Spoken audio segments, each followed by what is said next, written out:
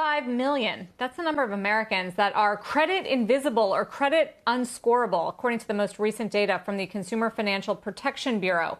Black and Hispanic consumers make up a disproportionate part of that group, 15% considered credit invisible compared to 9% of white consumers.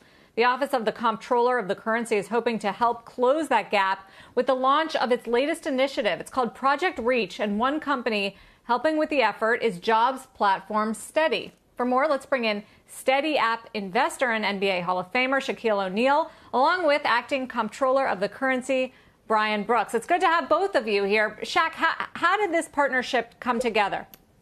Well, you know, for me, when I first met the founders of Steady, they explained to me that Steady was an app that puts the power of technology and information into the hands of the American worker. Now, when I say American worker, I'm talking about the workers who are working hard to make ends meet. So Steady is like a union for full-time, hourly, and gig American workers, you know, the people that have been, you know, mostly affected, especially during COVID-19. Mr. Comptroller, what are your goals here, and how much has this problem been exacerbated by COVID? Well, look, I mean, COVID makes everything more difficult, but let me just start by saying, Sarah, that Shaquille's support of this initiative is so important at this moment in time.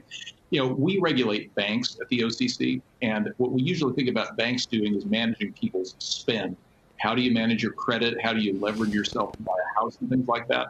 What's so terrific about what Shaq's working on is he's got the other side of the equation covered, which is we've got a structural issue with gig workers. And if we can make gig work more like full-time work, make it easier for people to manage their financial lives on the front end and not just on the spend side, that's a revolution. That's what Project Reach is all about.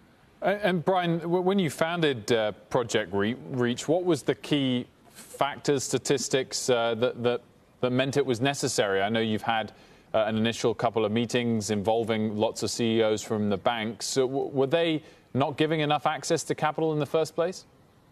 Well, I don't want to say it's that banks weren't giving enough access, Wilfred, but I think the real issue here is we have protest marches around the country crying out about structural problems in our economy. And it occurred to me one day, what if we took that seriously? Right? I've got my hands on the structural levers right now. So if there's something preventing minorities from participating in our economy fully, how can I fix that? And the first structure I figured out was credit scores, where, you know, as you all said, 45 million Americans don't have one, which means they can't get a credit card and they can't buy a house. And then I figured out that we've got issues with affordable home ownership, where people who don't have an inheritance are not going to have a 20% down payment. And that just led me down this rabbit hole of we can fix this. And I think with Shaquille's help, we can really go a long way in this direction.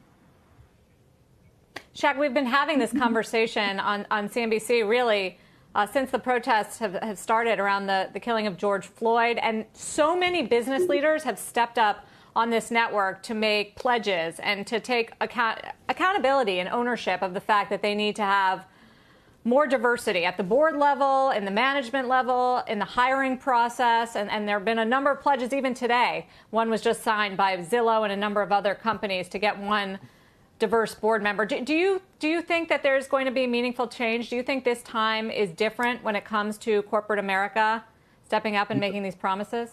Yes, I think time is definitely different. Kudos to all the corporations that are stepping up and even talking about diversity and inclusion, especially if they never had it before. And, you know, our time is now. And, you know, pledges are very important, but, you know, we as the African-American community, we also want to see people, you know, do things too, because it's not about the money. It's about, you know, coming in, you know, giving people equal opportunity, treating people fairly. How important are those considerations, Shaq, when you decide whether or not to partner with a company, whether or not to join their boards? Are there any that you've had to reject because they don't meet your standards? Well, I'm only on one board, and that's the Papa John's board. And, you know, kudos to Jeff Smith, Rob Gordon. And, you know, before I got to Papa John's, it was, you know, pretty standard board. I mean, I don't really know what standard boards mean, but wasn't a lot of women on the board. There were no African Americans on the board. So when I did the deal with Jeff Smith, I asked him if I could be a board member.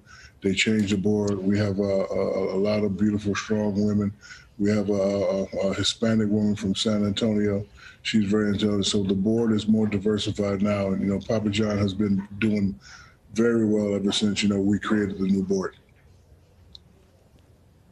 What about sports? Shaq, wanted to ask you about the NBA, you know, which has also sort of dealt with this protest issue and making very strong statements. For instance, the Bucks when they didn't go out on the court, and a number of other teams followed. How do you expect this to manifest itself for the league? Are they doing enough? And for the NFL, which is about to start its season and has struggled with this issue in the past? You know, Adam Silver has been a perfect commissioner. He lets the guys use their platform to say what they have to say. He stands behind them.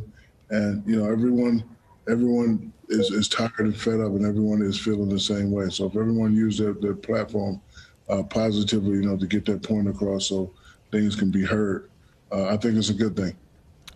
Brian Brooks, Shaquille O'Neal, thank you both so much for joining us. A pleasure. And can I thank Brian?